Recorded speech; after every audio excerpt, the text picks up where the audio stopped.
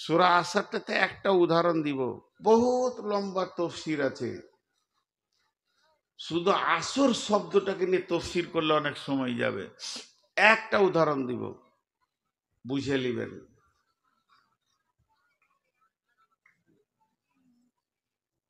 আল্লাহ তাবারাক ওয়া তাআলা বলছেন, বিসমিল্লাহির রহমানির রহিম, ওয়াল আসরি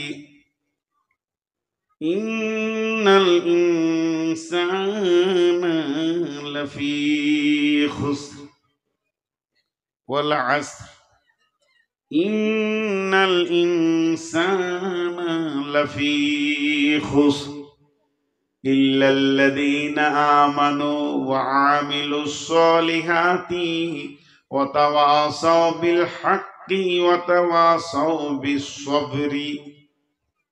দেখেন, আল্লাহ আসরের কসম খেয়েছেন। এই ওয়াক্তটা বড় মূল্যবান। এই ওয়াক্তে ফেরেশতা চেঞ্জ হয়। এই ওয়াক্তটা বড় মূল্যবান। পৃথিবীর একটা জীবনের একটা দিন আসরের সময় বিদায় নেয়। আল্লাহ কালকে নিয়ে অনেক কথা বলেছেন। আল্লাহ দুটি সূরা রেখেছেন ওয়াক্তের ওপরে, একটার নাম ফাজর, একটার নাম আসর। আল্লাহ তাবারাক ওয়া তাআলা আসরের কসম করেছেন, ফজরের কসম করেছেন, আল্লাহ দুহার কসম করেছেন, আল্লাহ রাত্রিকালের কসম করেছেন, চলমান রাত্রির কসম করেছেন, আল্লাহ 10 রাত্রির কসম করেছেন। আল্লাহ তাবারাক ওয়া তাআলা কত সুন্দর রাতকে নিয়ে কথা বলেছেন। আল্লাহ একটা রাতকে শাবে কদর বানিয়েছেন, একটা দিনকে আরাফাতের ময়দান বানিয়েছেন। বিভিন্ন রকমকে কালকে আল্লাহ এত গুরুত্ব দিয়েছেন, সময়কে এত গুরুত্ব দিয়েছেন। যে লোক সময়ের মূল্য দেয় না, সে নিজের মূল্য নিজেই দেয় না। এখানে আল্লাহ আসরের কসম করে বলছেন, ইন্নাল ইনসানা লাফি খুসরি, ইন্নাল ইনসানা লাফি খুসরে, নিশ্চয়ই মানুষ ক্ষতিগ্রস্তর মধ্যে রয়েছে। এখানে কোন জাতিকে বলা হয়নি, মুসলমান বলা হয়নি, হিন্দু, জৈন, খ্রিস্টান, বৌদ্ধ আপনার বলা হয়নি। এখানে কোনো মেনশন করা হয়নি। হানফি, সাফি, মালিকি, হাম্বেলি, দেওবন্দি, শিয়া, সুন্নি, কাদরিয়ানি, চিশতিয়ানি, নেকশবন্দি, ছোটর মিতর, রাজমিস্ত্রি, লেবার, ড্রাইভার বলে কিছু বলা হয়নি। এক কথায় আল্লাহ বলেছেন, ইন্নাল ইনসানা, সারা পৃথিবীর বুকে যত মানুষ রয়েছে, লাফি খুসরি, তারা ক্ষতিগ্রস্তর মধ্যে ডুবে রয়েছে।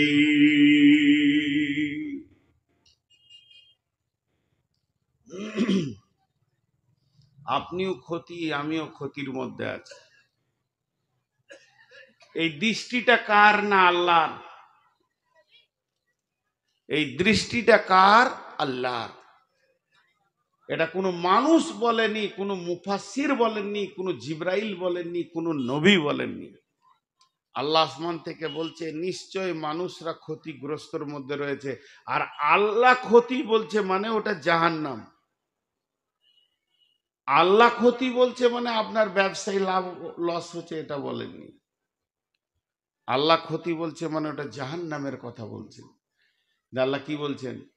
কিন্তু 4টা গুণ যার মধ্যে আছে সে নয়। কিন্তু, ইল্লা মানে কিন্তু, এখানকার সমস্ত মানুষ ক্ষতির মধ্যে রয়েছে, কিন্তু যে 4টা কাজ করেছে সে ক্ষতির মধ্যে নাই। ইল্লাল্লাযীনা আমানু, যে ঈমান এনেছে, ওয়া আমিলুস সলিহাতি, ভালো আমল করেছে, ওয়া তাওয়াসাউ বিল হাক্কি, একে অপরকে হকের দাওয়াত দিয়েছেন, ওয়া তাওয়াসাউ বিস সবরি, আর একে অপরকে সবরের দাওয়াত দিয়েছে। একটা উদাহরণ দিব। আমানু, যে ঈমান এনেছে। ঈমান এমন একটা বস্তু যা দেখা যায় না। ঈমান বড় মূল্যবান। ঈমান হলো আমলের আত্মা। ঈমান হলো আমলের আত্মা। মা বোন, ঈমান হচ্ছে আমলের আত্মা। যে দেহে আত্মা নাই ওই দেহের মূল্য নেই। যে আমলে ঈমান নাই ওই আমলের মূল্য নাই। একটা মৃত মানুষের যেমন মূল্য, একটা মৃত গরু ছাগল ভেড়ার যেমন মূল্য, তার কোনো মূল্য নাই, পচে যাবে, সরে যাবে। যে পৃথিবীতে সমস্ত আমল করবে কিন্তু ঈমান রাখলো না, জেনে নিতে হবে ও মৃত, ওর আমল কাজে লাগবে না, ওর আমল কাজে লাগবে না। ঈমানবিহীন আমল কোনো কাজে লাগবে না। আমলে ছুটি আছে, আমলে ছুটি আছে। আমলে কম বেশি হলে ক্ষতি নাই, কিন্তু ঈমানে ছুটি নাই, কম বেশি হলে ক্ষতি আছে। দুটি উদাহরণ দিব, মন দিয়ে শুনেন। আমরা এশার নামাজ পড়ে বসেছি, ফজর পর্যন্ত কোনো ফরজ নামাজ নাই। আপনি নফল যত পড়তে পারেন, ফজরের নামাজ পড়ে নিব, জোহর পর্যন্ত কোনো মুফতি কোনো মুহাদ্দিস আপনাকে বলবে না যে আপনার নামাজ ফরজ আছে, এখন নফল পড়তে পারেন। জোহর পড়ে নিব, আসর পর্যন্ত ছুটি, আসর পড়ে নিব, মাগরিব পর্যন্ত ছুটি, মাগরিব পড়ে নিব, এশা পর্যন্ত ছুটি, এশা পড়ে নিব, আবার ফজর পর্যন্ত ছুটি। তার মানে দিনে 5 বার নামাজ। 1 মাস রোজা রেখেছি, শাওয়ালের রোজা রাখেন, অসুবিধা নেই। কিন্তু 1 বছরে 11টা মাস ছুটি হয়ে গেল, আর রোজা ফরজ নেই। কয়েকশো কোটি টাকার আপনি মালিক, একবার জাকাত দেবেন সারা বছরে, আর জাকাত দিতে হবে না, ছুটি। আপনি হালাল খোর, হারাম খোর নন। হজ জীবনে একবার, সারা জীবন ছুটি, টাকা থাকলে 20 বার করেন। তাহলে হজ জীবনে একবার, জাকাত বছরে একবার, যদি আপনার মাল থাকে তো হজও তাই। 3 নম্বরে রমজান 1 মাস, 11 মাস ছুটি। আর আপনার কিনা নামাজ হলো দিনে 5 বার, মধ্যখানে ছুটি। তো ঈমান কতক্ষণ? যেমন আমি নামাজ পড়তে গেলাম, টুপিটা লাগালাম, সালাম ফিরলাম, টুপিটা খুলে নিলাম, তার মানে আমি যখন নামাজে যাব ঈমানটা মজবুত করে নিব। সালাম ফিরবো, আবার বেঈমান হয়ে সুদের বসে যাব? জি না। ঈমানটা কখন? ঈমান এনেছি যেদিন মায়ের পেট থেকে পৃথিবীতে এসেছি, আমার কানে আজান পড়ে গেছে, যেদিন আমার জ্ঞান হয়েছে, সেদিন আমি কালেমাকে বিশ্বাস করেছি। রাদিতু বিল্লাহি রাব্বান ওয়া বিল ইসলামি দীনান ওয়া বি মুহাম্মাদিন নাবিয়্যা ওয়া রাসূলা। আমি আল্লাহকে রব বলে মেনে নিয়েছি, ইসলামকে দ্বীন বলে মেনে নিয়েছি, এবং শেষ নবীকে আমি আখেরি পয়গম্বর মেনে নিয়েছি। এই ঈমানটা সকালে থাকবে, বিকালে চলে যাবে। 1 ঘন্টা ছুটি আছে, আধ ঘন্টা ছুটি আছে, জি না। এই ঈমানটা কত দূর নিয়ে যেতে হবে? ঈমানটা কবর পর্যন্ত পৌঁছাতে হবে। তখন আপনি কবরের ভিতরে ঈমানকে ঢুকিয়ে দিতে পারবেন, তখন আর আপনার টেনশন নাই, ঈমান আপনাকে জান্নাতে ঢুকিয়ে দেবে। ঈমানের কোনো ছুটি নেই। এইখানে একটা পোল, ওইখানে একটা পোল, ওইখানে একটা পোল, ওইখানে একটা পোল। পোল গায়ে গায়ে লেগে নাই, কিন্তু তার লেগে আছে। তার যদি 1 ইঞ্চি কেন হাফ ইঞ্চি কাটা থাকে তো বিদ্যুৎ যাবে না। তেমনি নামাজ রোজা সব ঈমানকে বাঁচানোর জন্যই। তো ঈমান বেঁচে আছে মানে আপনার আমল পৌঁছাচ্ছে।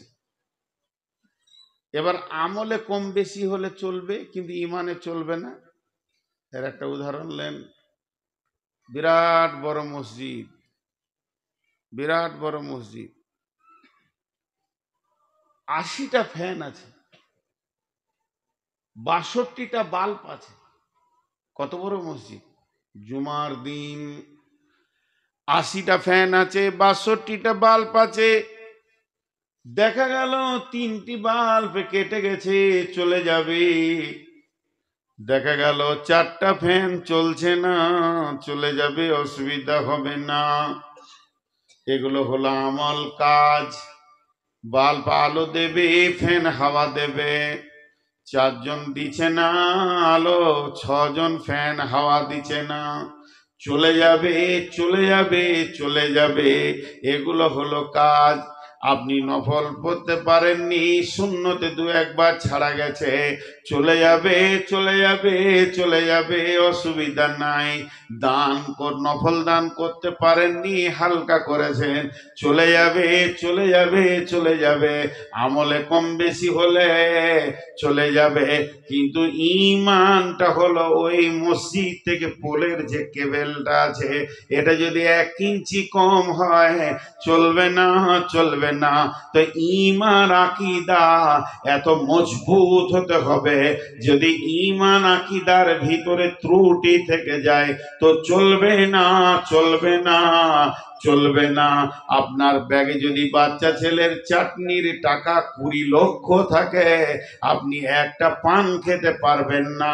আর অরিজিনাল টাকা যদি একটা 5 টাকার নোট থাকে, আপনি একটা পান খেতে পারবেন। তেমনি আমলে গাদা গাদা গাদা গাদা আমল হচ্ছে, কোনো দলিল নাই, কিছুই নাই, জাল চলছে, চলবে না, আল্লাহর কাছে চলবে না। আর ঈমান আকীদার উপরে যদি আপনার আমল অল্প হয়, চলে যাবে, চলে যাবে, চলে যাবে। এর জন্য আল্লাহ বলছেন ইল্লাল্লাযীনা আমানু ওয়া আমিলুস সলিহাতি, কিন্তু কিয়ামতের মাঠে বাঁচবে কে? যার ঈমান আছে এবং সেই ঈমানের উপরে দারমাদার করে সুন্দর ভালো আমল পৃথিবীতে করেছি। ঈমানও আছে, আমলও করেছে।